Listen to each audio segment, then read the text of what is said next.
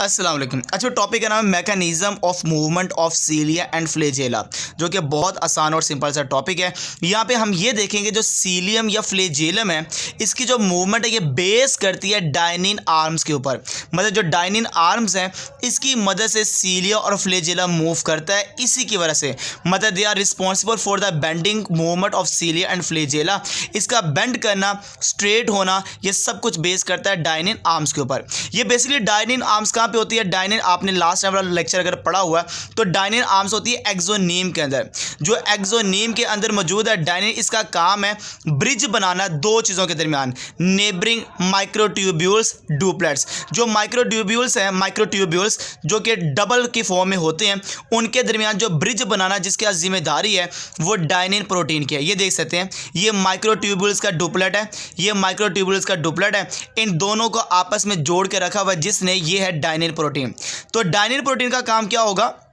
इसका मेन जिम्मेदारी ये है कि जो माइक्रोट्यूब्यूल्स हैं डुप्लेट की फॉर्म है, इन दोनों को आपस में स्लाइड करवाना, इन दोनों को एक दूसरे के ऊपर स्लाइड करवाना, इसको रोटेट करवाना, इसको जो भी इसकी पोजीशन को चेंज करना ना, वो बेस करता है इसके ऊपर, जिसको कहते हैं डाइनिन आर्म्स के ऊपर।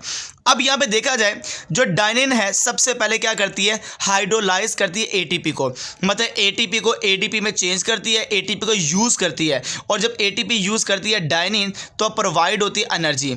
ये वही एनर्जी है जो बेसिकली अगर देखा जाए जिसकी मदद से ये दोनों जो डुप्लेट्स हैं ये रोटेट होंगे। इसी से एटीपी जब यूज़ करते हैं तो एटीपी एक्टिवेट कर देता है motor domain of dynein. Dynein के अंदर जो मोटर डोमेन है वो एक्टिवेट हो जाएगा। जब ये एक्टिवेट होगा तो डाइनिन एक दूसरे के साथ अटैच होकर ऊपर की तरफ मूव करना स्टार्ट कर देगी। मतलब पहले ये डाइनिन इसके साथ अटैच हो जाएगी, फिर ये अटैच हो जाएगी, फिर ये अटैच हो जाएगी। मतलब it attempt to walk along the adjacent microtubular doublet. तो ऐसे लगेगा जैसे कि ये वॉक करी चल रही है, पहले ये अटैच होगा, फिर ये अटैच होगा, फिर ये अटैच होगा। जब ये सारी डाइनिन अटैच हो जाएगी तो ये फोर्स एक जनरेट होगी जो कि एडजेसेंट डुप्लेट के ऊपर लगेगी, जो कि स्लाइड करेगा ओवर वन एंड अदर। तो इसका मतलब ये स्लाइड करवाने के लिए ना, इसको स्लाइड करवाने के लिए सबसे पहले एटीपी एनर्जी हाइड्रोलाइज होगी।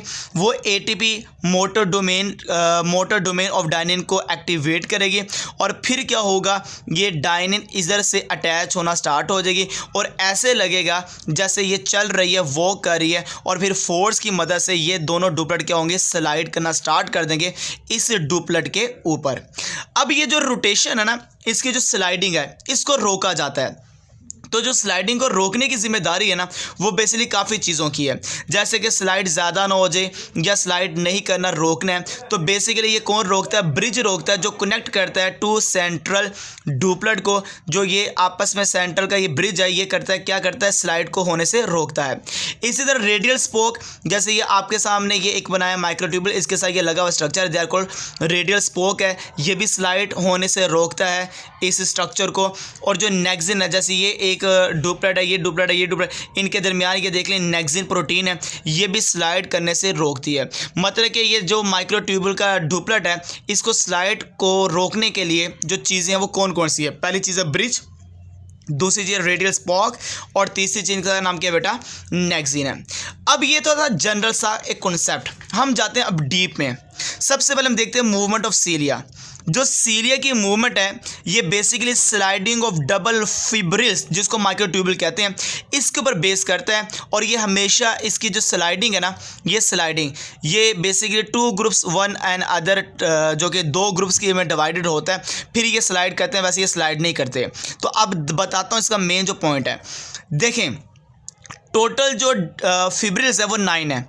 9 में से जो 5 है ना, जब वो कॉन्ट्रैक्ट होते हैं तो जो सीलिया है वो शॉर्ट हो जाता है, इसको कहते हैं अफेक्टिव स्ट्रोक। ये देख सकते हैं, ठीक है, they are called affective stroke. सीधे हो गए हैं और शॉर्ट हो गए हैं। और ये कब होता है? जब 9 डबल फिब्रिल से 5 जोन से है ना ये कॉन्ट्रैक्ट होंगे। अगर 9 में से जो बाकी 4 बच गए हैं ना, अगर वो कॉन्ट्रैक्ट होते हैं, जो सीलियम है वो स्ट्रेट हो जाता है और इसको क्या देते हैं? They are called recovery stroke है, they are called recovery stroke. तो सीलियम का स्ट्रेट होना रिकवरी स्ट्रोक है। ये उस वक्त स्ट्रेट होता है जब 9 में से 4 कॉन्ट्रैक्ट होंगे, और अगर 9 में से 5 कॉन्ट्रैक्ट होंगे तो सीलिया शॉर्ट हो जाता है, they are called effective stroke है।